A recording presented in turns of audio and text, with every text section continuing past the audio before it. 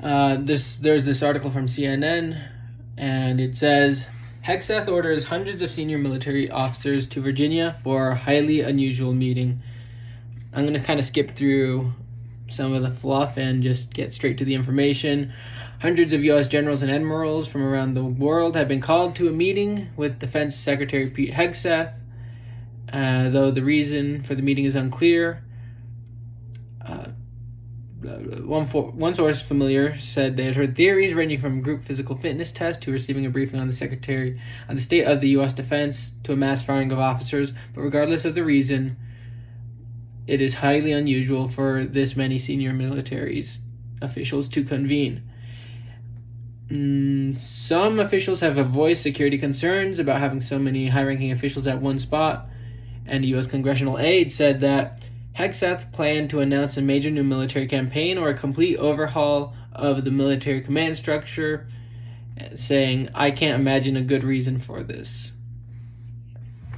Chief Pentagon spokesperson confirmed that Hegseth will be addressing his senior military officials early next week.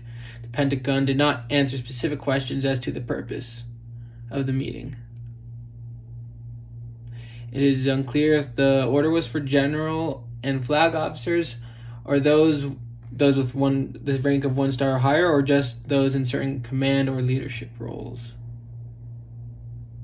The meeting comes after Trump has fired a slew of high-profile generals and flag officers for taking office this January, in many instances due to Hegseth's campaign against diversity-related issues, but often also for unspecified reasons.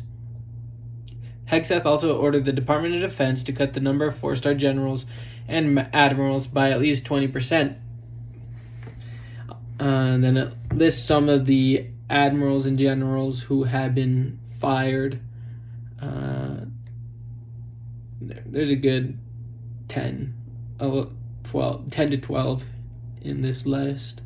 Before taking the role of Secretary of Defense, Hegseth repeatedly voiced disdain for much of the military's currently serving general and flag officer corps. In a podcast last summer, Hegseth said that a third of the military senior officers are actively complicit in what he argued was a move towards politicization of the military. In a second podcast, he said that senior officers are playing by all the wrong rules to cater to the ideologues in Washington, D.C. Let's see. My thoughts on this, I think it's pretty weird for this many people to all made up in one spot,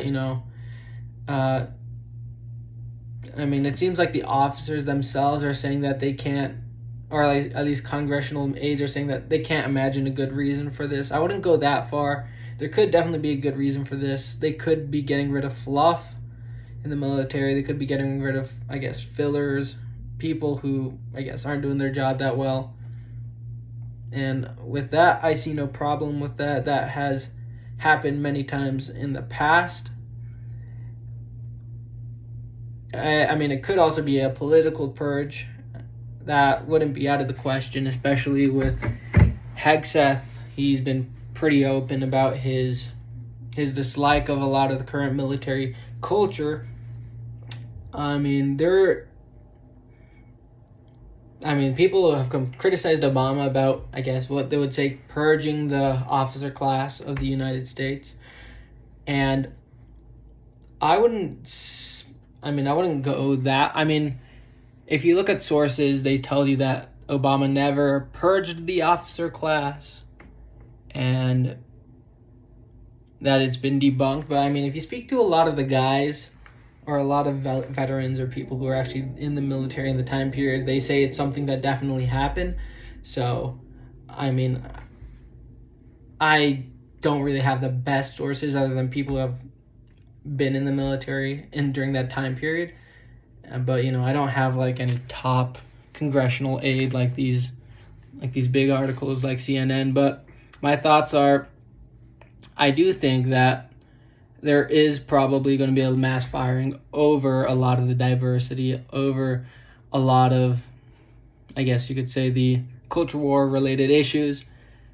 I also do think that he is posturing, and he would like to talk to a lot of the generals about, we're seeing upticks against Venezuela, upticks against Iran, and I do think that he is planning, at least with meeting with a few of them, for planning out a campaign of some sort. Whether or not it actually goes through is a different question. And there's another thing that I guess Trump mentioned recently. He was talking about how he now believes that Ukraine can get back all of their land from Russia. That could be something that they're going to talk about. It wouldn't surprise me in the slightest. This is probably going to be like, they're probably going to check a bunch of boxes, talk about a bunch of different things. So I would imagine the three things that they're going to talk about the most are going to be, number one, culture war issues in the military and firings. Second, talk about regional enemies such as Venezuela and Iran. And then thirdly, talk about big campaigns, Russia and China, and defense of Taiwan. So that's just my thoughts.